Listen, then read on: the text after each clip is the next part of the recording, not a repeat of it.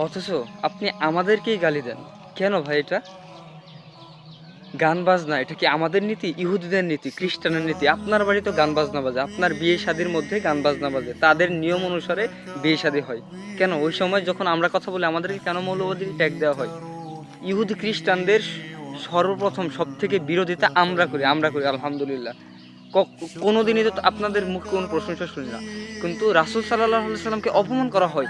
ওই বিষয়ে আপনারা একমত হয়ে শিয়াদের পক্ষ নেন, এটা কিভাবে সম্ভব ভাই? আবু লুলুর আমরা সেই কথা সবাই জানি। ওমর রাদিয়াল্লাহু তাআলা আনহুকে হত্যা করা হয়।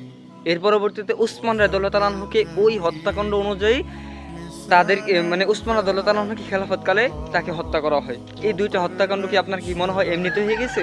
জাস্ট একটা কথার কারণে হয়ে গেছে?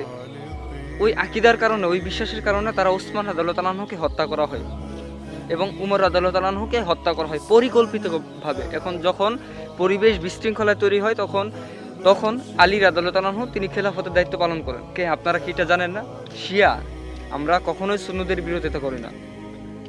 শিয়া সম্প্রদায় অর্থাৎ তারা কখনো মুসলিম না, তাদের আকীদায় সমস্যা আছে। আর পৃথিবীতে আপনারা ছোটোবেলা তো আপনি আমি সবাই তো আমরা মুসলিমরা, আমরা ছোটোবেলা আমাদের যেটা প্রাথমিক মক্তব আছে ওইখানে আমরা কি শিখছি? আখলিস দিনাকা ইয়াকফিকাল আমালুল কলিল। প্রত্যেকটা হুজুর জানে অল্প আমল নাজাতের জন্য যথেষ্ট, যদি আমলটা সঠিক হয় চলে হয়। হ্যাঁ, তাহলে এই হাদিসের ব্যাখ্যা আপনারা দেন। এই হাদিসের ব্যাখ্যা আজও পর্যন্ত তো ক্লিয়ার করেন না। অল্প আমল যথেষ্ট, যদি আমলটা সঠিক হয় চলে হয়। আপনার আকীদায় যদি গলত থাকে, আপনার যদি বিশ্বাসী গলত থাকে, এটা বিশ্বাসের কারণে সে ব্যক্তি ইহুদি হয়, বিশ্বাসের কারণে সে ব্যক্তি খ্রিস্টান হয়, বিশ্বাসের কারণে সে ব্যক্তি মুসলিম হয়, বিশ্বাসের কারণে সে ব্যক্তি হিন্দু হয়। বিশ্বাসিতই সব কিছু। পৃথিবীতে দুইটা যুদ্ধ হয়, একটা হলো টাকার যুদ্ধ আর একটা হলো ধর্মের যুদ্ধ। ধর্মের পরিবর্তন মানুষ সহ্য করতেন, এটা বাস্তব কথা।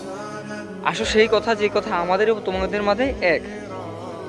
দাওয়াত তো আপনি এইভাবে দিবেন, দাওয়াত আপনি কি সিস্টেমে দিচ্ছেন?